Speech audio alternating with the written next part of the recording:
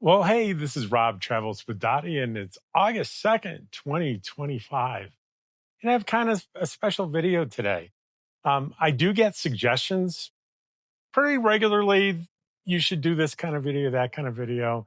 And that generally doesn't move me much. But this one person, I didn't get permission to use her name, so I'm not going to use her name, um, sent me a very well thought out long email on what she thought would be a good thing to do. And I read it and I'm like, this is a really good idea. I'm actually going to do this. So that's what we're going to do today. And I'm going to call it Breaking the Chains After 50, Facing the Fears of RV Life. What do you think of that? So, and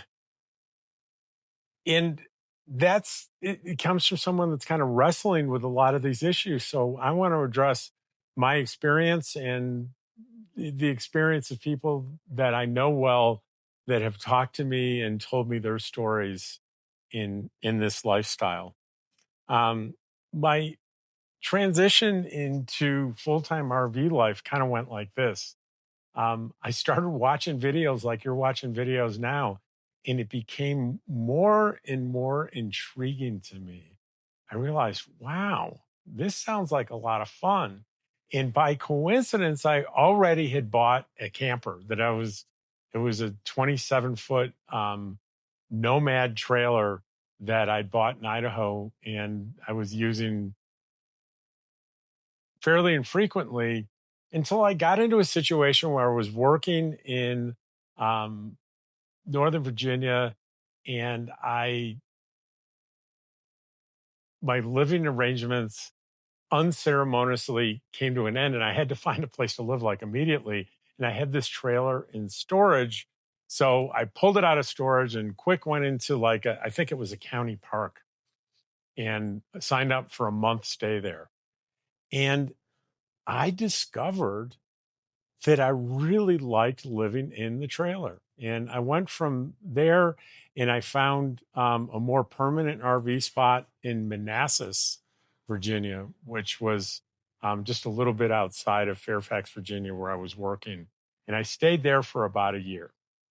I did, after that, put it back in storage, and I went to a luxury high rise, fancy apartment in a swanky place called Tyson's Corner, which is near Fairfax, right outside of DC.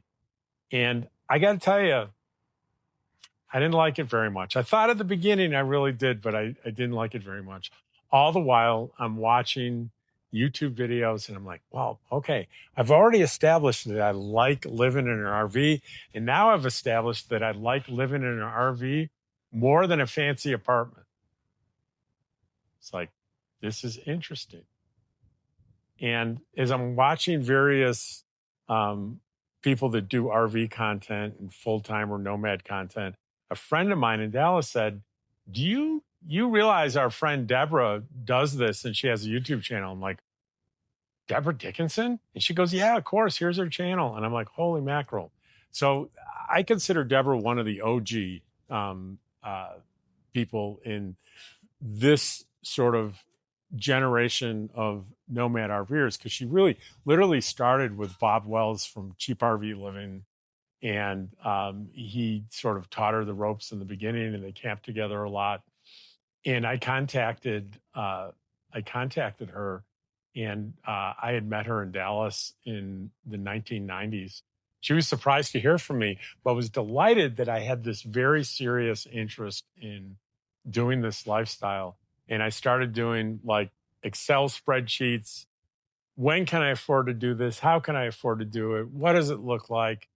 And the more research I did, the more I found that I can hit the road and retire a lot sooner than I thought. I always thought in the back of my head, well, I don't have $1 million in the bank for retirement. I'm going to have to wait until I'm 70 to get that maximum Social Security. And then I discovered, as I'm doing this research, I don't have to wait that long. I thought, I can take Social Security early at 62, and I put things together. And I'd since gotten a job that with Fairfax County that vested you in their pension after only 5 years. So I said, well, if I can last 5 years there, get that, it's not a huge pension, but it was reasonable. And then I had an old small pension from when I worked at Neiman Marcus stores back in the 90s for like 5, 6, 7 years, I think, I forget. But anyway, I was vested in that. So I had two little tiny pensions, a Social Security, and I was a licensed mental health therapist. And after COVID, people were really wanting to do online counseling. So I said, and I can continue after retirement to do that just a little bit. And that was pretty intriguing. When I put all together in the spreadsheet, I said, well, I think at this point I was about 59. I said, in 3 years, let's max out keep working my job, get to that magic 5-year mark where I'm vested, and put away every dime I possibly can to make sure that I hit the road with no debt and plenty of reserve cash. So I got out of that fancy apartment and I got the trailer out of storage, and boom, I found another place to live that was a lot less, like less than half, substantially less than half that apartment. So I was able to start putting away money.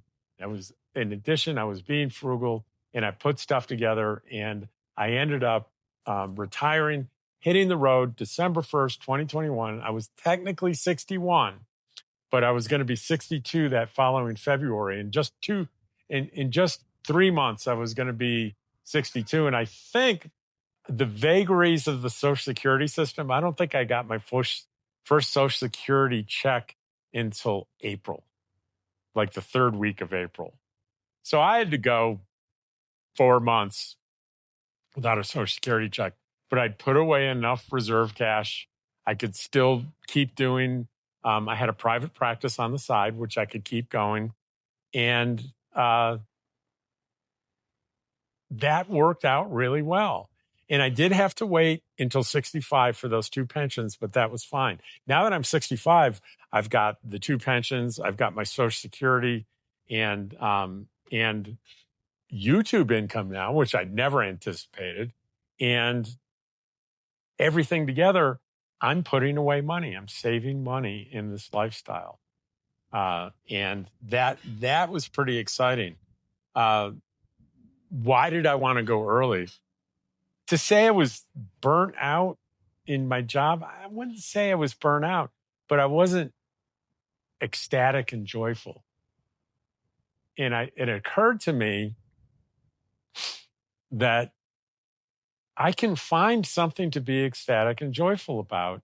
And the more I research this lifestyle, and the more I talk to my friends like Deborah Dickinson, if you want to check her channel out, author Deborah Dickinson, or just type in Deborah Dickinson. She has an amazing channel. And her friend Frugal RV Gal has a channel too. Great stuff. I became more and more convinced that the idea of living in an RV, I already knew I loved. I love nature. I love new experiences. I love meeting new people. So everything came together. Were there fears and doubts? Of course. Of course I had fears and doubts. All the way along the line, I had fears and doubts that what would my family think of me? What would my friends think of me? Am I right about the money? Is it really how I'm putting it down on an Excel spreadsheet? Or am I kidding myself? And can I really establish relationships on the road, or am I going to be lonely? And I tell you one little trick, lucky thing that I had, when I went to retire, the head of the division I was in Fairfax County government, said, you can change your mind and come back within the year. No loss of position. You'll have your same salary. You'll be back in contributing to your pension. As long as it's less than a year, you can come back. That was a big relief to me, that if I made a horrible mistake, I could reverse course. Now, not everybody has that privilege, but you can always ask, is this possible? And if the answer is yes, that's a big plus. It eliminates a lot of the fears.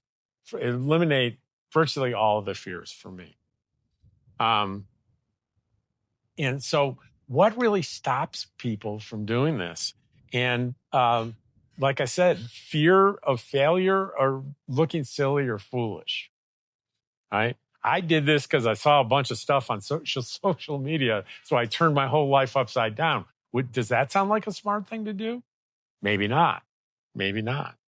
And the certainly the financial insecurity potential that I think I know what this costs.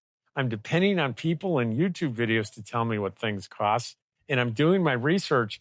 But is it real? Is it correct? Am I kidding myself? And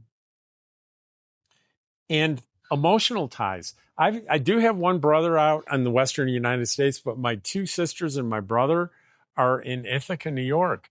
And if I knew that if I was going to make this work, it was going to have to be in the Southwest United States.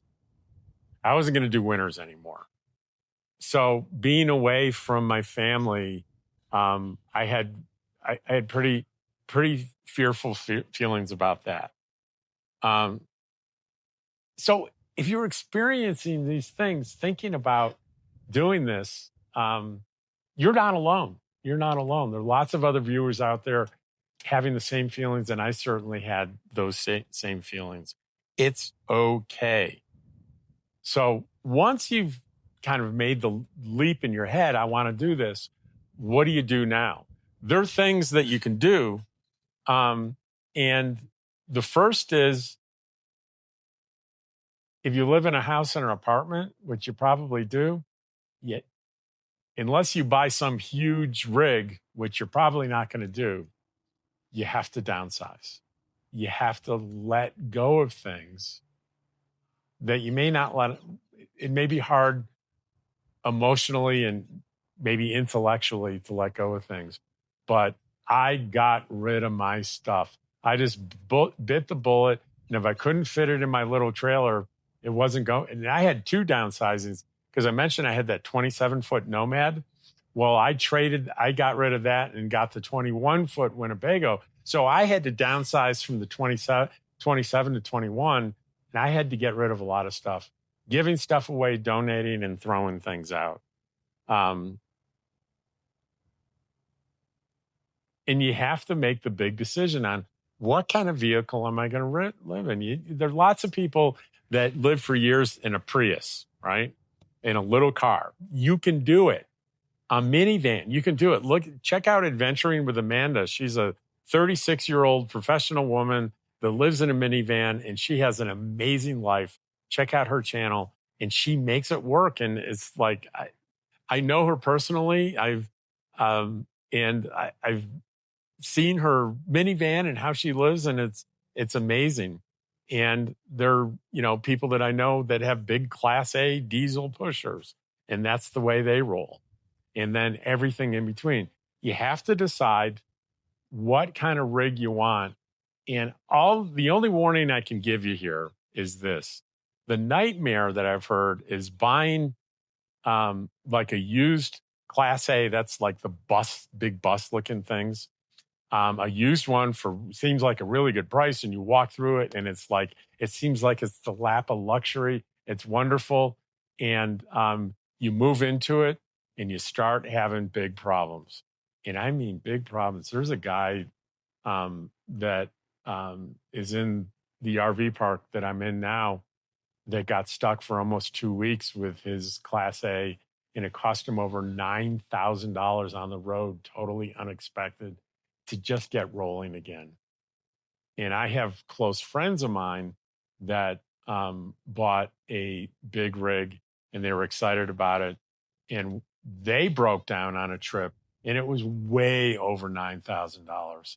So be careful what you buy. I'm happy that I have a little trailer in an Ford F-150. I think in that circumstances, my risks are pretty minimized.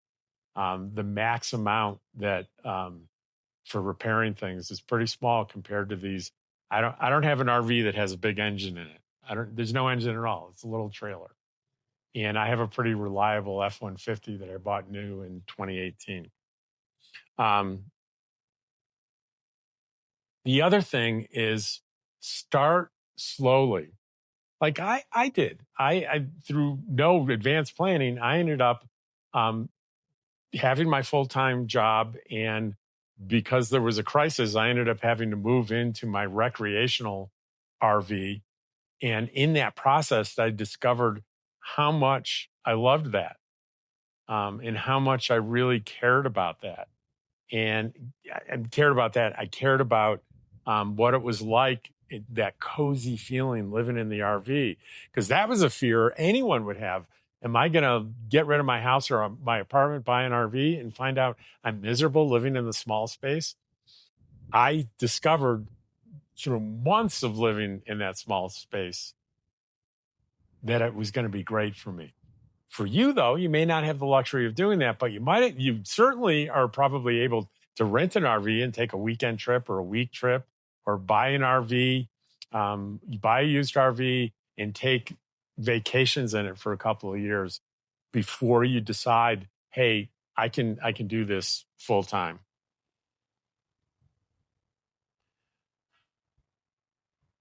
You let go, or I let go of a lot of things when I retired and went on the road.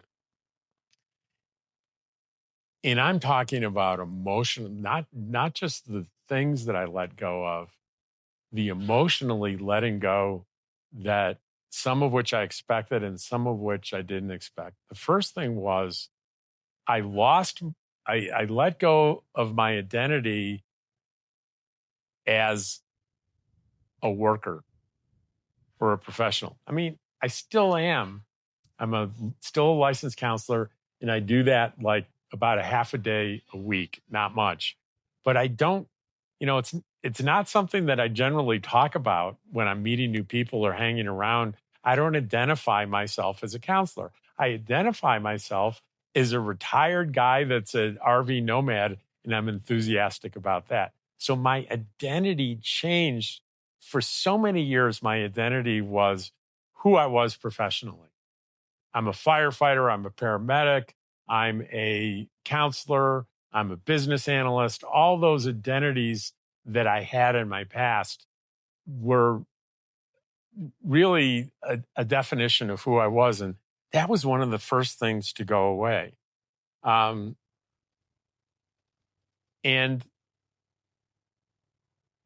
there's a thing called imposter syndrome. And like when I first started it, things were going so well. And I was thinking like, am I fooling myself, or am I trying to fool everyone else? Is this real? Is this responsible? Is this really okay? Because it doesn't seem like it could be this easy to transition into letting. And when I let my identity go as a professional, a lot of stress went away with that. Right? My stress is, what thing do I have to fix today, or what things do I have to upgrade, or what maintenance do I have to do on my vehicle or my rig?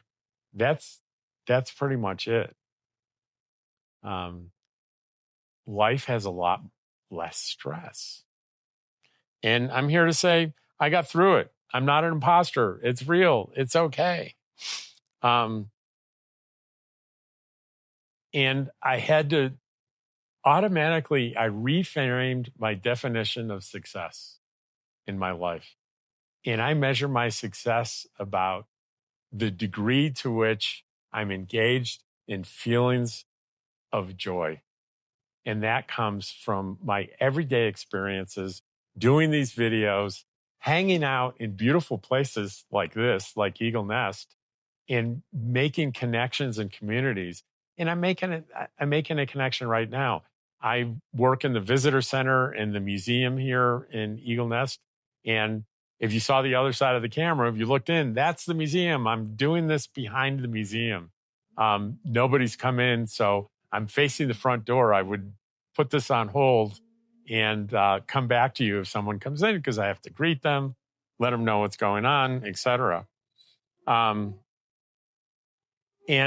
that is about, I find my purpose in life that is very different from my purpose being my job. My purpose now is the connections that I have with the various communities that I'm a part of. It's not just here in Eagle Nest, it's Artesia, New Mexico, it's Quartzsite, Arizona. And my connections are people in the community and my YouTube channel. My YouTube channel, I connect with all of you. And I see a lot of people in person. Viewers come and meet me, especially here in Eagle Nest. Almost every Saturday, someone comes in that says, "Hey, I heard your invitation. We wanted to come meet you and Dottie."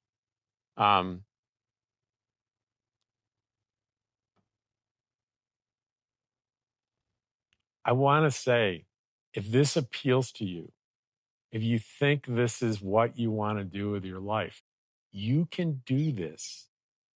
I don't have some sort of special skills or anything like electrical and plumbing and mechanics and stuff. I don't know what the hell I'm doing. I rely on other people for that, whether it's friends or people that I hire. I'm not an expert on camping. I'm not an expert on RVs. I'm not an expert on any of this stuff, but I did it. I'm doing it. I'm here. I've been coming up, in December 1st, it'll be 4 years I've been doing it. And over time, it's just getting incrementally better and better and better for me. And you can do it too. As people have been doing, I want you guys, you folks watching this, to continue. There's so many people that hear this kind of video, and they get out there and they write paragraph after paragraph in the comments sharing their experience, what they're doing, what they have done, what they want to do, what they're doing now, and how they might be inspired by the other people in the comments that they're hearing. Share in the comments. I think that'll be a remarkable thing for you to do for yourself and for others. One of the things that she suggested on this is, I get it that a lot of what you're going to say in this video are things that you said before. And she said, that's okay. You should be repeating yourself. Repetition, she didn't say this part, but I've heard this in other places. Repetition strengthens and confirms. So yeah, I've said probably all of these things in the past, and I'll probably say them again. And I'll probably in another setting do a very similar video to this.